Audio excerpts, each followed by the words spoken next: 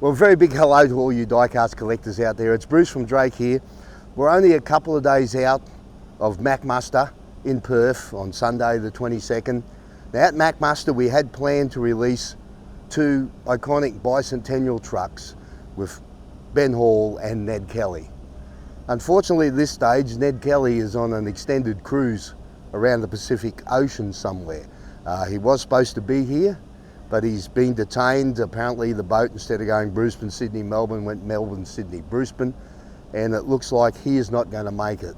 We did have 36 of them at the factory, which we did fly in to Perth to release exclusively there. So Ned Kelly will not be available at the truck show apart from those 36.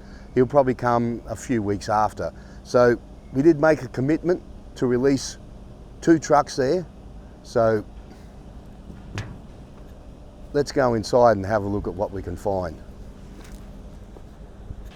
Hey, look, it's John Kelly, everybody. John, how you going, mate? How you going, Bruce? Good. Mate, thanks for taking some time out of your busy schedule. I know you're a busy man to have a chat with us, but what do you got there?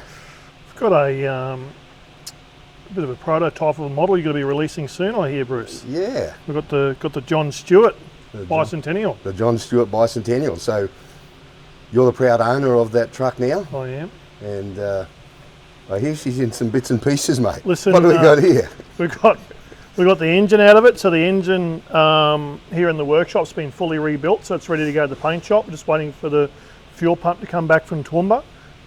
So that'll be back end of the week, and this is heading off to the paint shop to get painted. And that's probably the the largest part of the puzzle that we've got done on this truck. I've got the bonnet over at the paint shop. I got the sleeper over at the paint shop.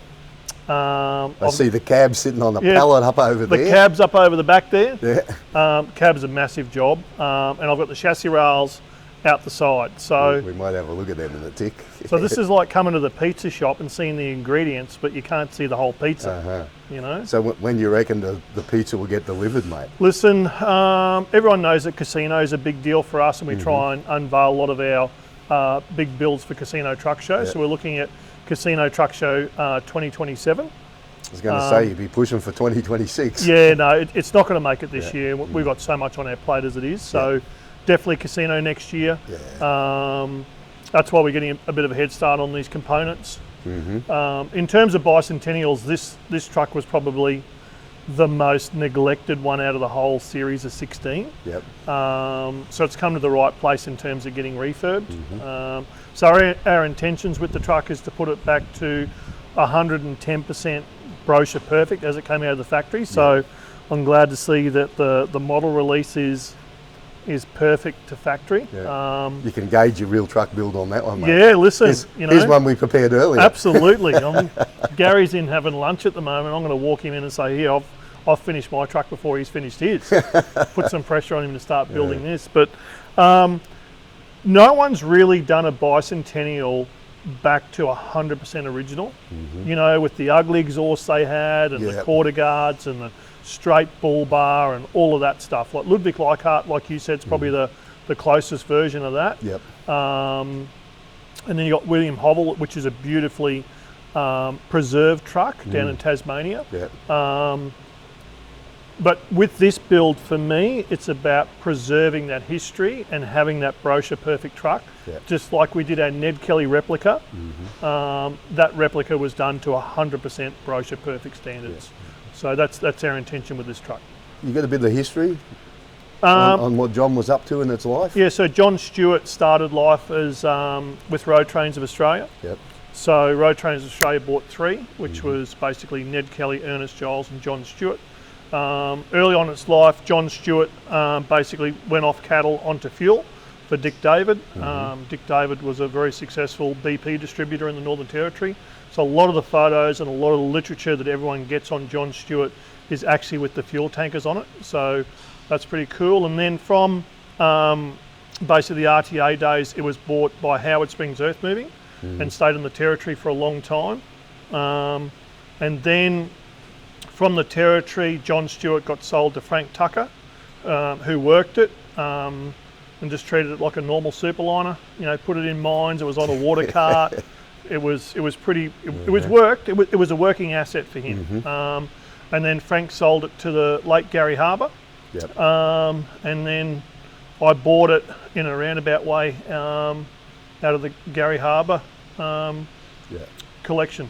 Because he had 4 trucks. He did. Kelly, Hall, Cook. Yep. And this one. Yep. So I remember one day when I was talking to him when I first contacted him about the Bicentennials and what we're doing. He asked me if I knew whether there was a chassis in there, and I said, mate, I can get you a little 150 scale one, but no good for real scale one. So no, the chassis on this truck was well gone. So the only good thing about this truck is it's that bad that we have to do it properly. Like there's no corners we can cut. Yeah. Like I think with a piece of history like this, it needs to be done properly and all the rest. And I'm sure you're the man who's going to roll your sleeves up and dive into that. Yeah, we're really excited about it. Like I've got a real love and a passion for the RTA trucks from being a kid. I've got RTA's last C500 Kenworth. I did the Ned Kelly tribute truck back to RTA with their fleet number on the air cleaner. So I got fleet number 65 and then fleet number 66 out of the RTA fleet. So to have the matching John Stewart and Ned Kelly side by side in my shed's a pretty cool thing. And that's the beauty about what we get to do. That's very interesting. Actually, looking around your shed here, I'll be back with my tape measure and my camera a bit later on, because there's some gems in here which were going to look great in 150 scale, but I didn't say that. Don't hold me to that. No, we've got a bit of a Superliner production line happening here at the moment. Yeah. And then very shortly we're starting up the V8 value liner production line. Yeah, I saw him out the front. So we've got 3 V8 value liners in succession. Yeah. So when I did a lot of the tooling for the Series 1, Series 2 with the day cabs and all the rest of it, this is my place to come. All these trucks were here. And there's no coincidence that the day cab chassis is the same length as Gold Digger. But that's a different story altogether. Let's go and have a look at some other bits of this one, eh? Come have a look. So when we were talking before, when you said, where's John Stewart? And I said in various different spots. Here's the chassis rails. So you've caught me unawares. You've turned up unannounced. Didn't give me any notice, Well, I rang you yesterday. Yeah. But basically, here's the old chassis rails, and then underneath them is the new chassis rails. Would you believe they were the last set of Mack Superliner chassis rails that Mack Trucks Australia had in stock? Was meant to be. Yeah, absolutely. Yeah. So very lucky to get those new rails. I reckon, geez. As you can see here from the splits in the rails, just out of control how much rust are in those rails. Like, in terms of, maintaining the integrity of this truck, it would have been nice to maintain the chassis rails, but they're just too far gone. Yeah. So new rails, like the cab's in a really bad way as well, but we've made a decision to just fix the cab again for that integrity. Yep. The bonnet I should have just gone and made into a pop plant or an artificial reef, but again we've resurrected that for the integrity of the truck. So this is, in terms of man hours and what we're doing, this is going to be a scary project because it was so bad. But it's not where you start, it's where you finish. Before I started making little trucks, I spent a lot of time spinning spanners on big trucks and all the rest of it. And I've seen a lot of trucks, I've seen a lot of chassis rails, but geez, I've never seen a set like that. Split top and bottom. Especially when you put your hand through there. Yeah, geez. So, but yeah, it was a stroke of good fortune getting the last set out of Mack. Absolutely. They're long too, aren't they? They're very long rails, yeah. So you can make a shorter chassis out of the offcuts, mate. We'll be able to make a tri-drive and still have room. Yeah. Now, there's a bit of nostalgia for you. So we've come down here to probably one of Australia's best custom paints places with PJs and Burceman, and this is the bunk off it, mate. So yeah, we got stuck into this last year, Bruce, and this has been sort of 6 months in the making to get it to this stage. Yep. So completely stripped it back to bare nothing, all new gel coat. So the boys have done a great job. Only painted it last week, so the green's on. I think the green looks great, and now they've got the painstaking task of masking all the stripes out and making sure they're perfect. Okay. Well, mate, it looks like the green the green's pretty close to me, so if you look at it here, Yeah. the gold comes through here, it goes up, across the back here, and up the back there, and all the rest of it, mate. What a I perfect... can let you have that for a guide, you know. Yeah. So these sleeper boxes were very unique. Only ever made and put on the Bicentennial trucks, and Don Ho was telling me, because he was the man who designed them. He said they were in their workshop and they were cutting pieces out and flipping pieces over, and don't like that, and I don't like this, and I don't like that. Then they come up with the final look, I guess. I think these were sunroofs out of cars. Yeah, like a Tirana sunroof. Like a Tirana sunroof in the 80s, so whatever you could find. And these trucks were actually the very first factory fitted Macks with walk-in sleepers. So up until this era, it was all crawl through the back window. So this was big time technology, like the full length access door, the walk-in sleeper, the velour trim. They had a downdraft air system in them where they had the vents in the front of the sleeper, which was supposed to pressurise the cab and keep the dust out.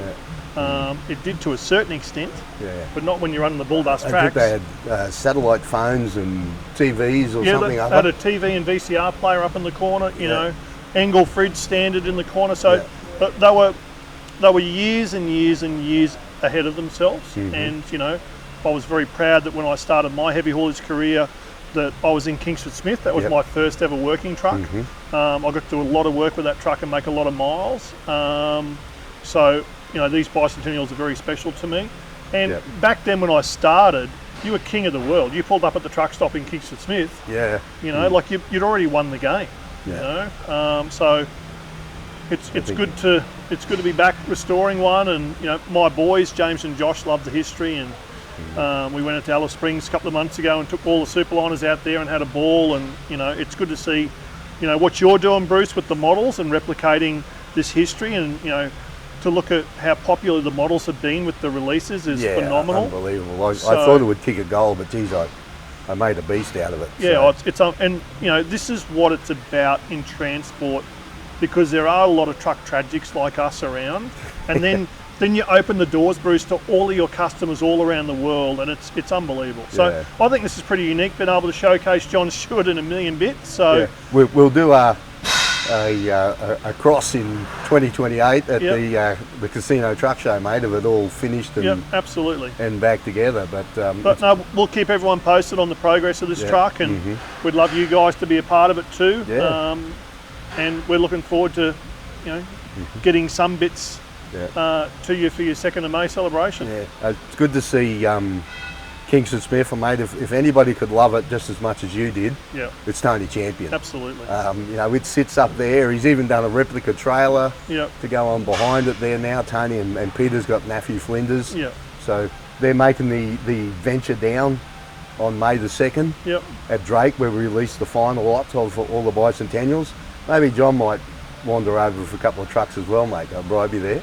I might know a bloke with some Superliners. Might know a bloke with some Superliners. Yeah. I'll stick to that, mate. I'll keep you to that one. Sounds good. So the bonnet's down here somewhere. Yeah, we can go show you the bonnet. Let's go and have a look at the bonnet as well. So Bruce, Rod does all the fiberglass work here, so the poor guy has to deal with all the sins first. And in terms of sins, Rod, have you seen a Superliner bonnet as bad as this? No, never. So was there much hesitation in his? No, he just jumped straight into it. Yeah. Well, I guess she did a lot of miles in the Outback. As long as it's the last one like this, I'll be happy. Rod, I couldn't do it to myself again. No. And if it wasn't a Bicentennial, we would have crushed it and put it in the bin. Yeah. So this is about keeping that integrity we're talking about, Bruce. You know, so we've kept the original sleeper, the original cab. The cab's got a lot of sins in it, so we'll do as best we can in terms of we've got to put a new roof on it. We've got to do some firewall. Can you get roofs for them? I've got a brand new roof. Where did you get that from? So I've got a brand new roof came with the truck, and then Richard Love is making reproduction roofs as well. Oh, okay. Yeah. For that model? Correct, for the R series cab. Yeah. That will come in handy. Very handy, yeah. Especially when they weld up all the hatches around the front. Yeah, that'd be really good actually. Yeah. So we'll put the roof on, we'll do the firewall repairs, and let you work your magic there. But to give you an idea, Bruce, like up at the back of the bonnet here, you could put your hand in between the top of the bonnet and the side. For the lamination. Like it just delaminated everywhere. It was bad. As I said, first and last one, I'll be happy. Then a bit of fiberglass in on the tools day, and I'm getting itchy just looking Oh, at this one. The aroma come in, that brought all the memories back. Oh yeah. Be heavy. Yeah. Oh, good on you. Thanks, Rod. So what about that? Big thank you to John Kelly for taking some time out of his busy schedule to show us around a very iconic truck, John Stewart. So as you can see, she's in a few pieces. She needs a little bit of love and attention and all the rest of it.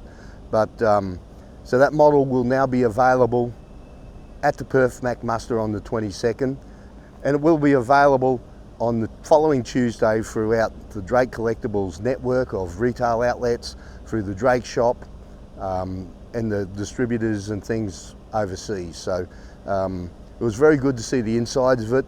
I'd like to follow that through at each stage, and you never know. Like I said, the final trucks will be released on May the 2nd at Drake HQ. That's the Saturday morning.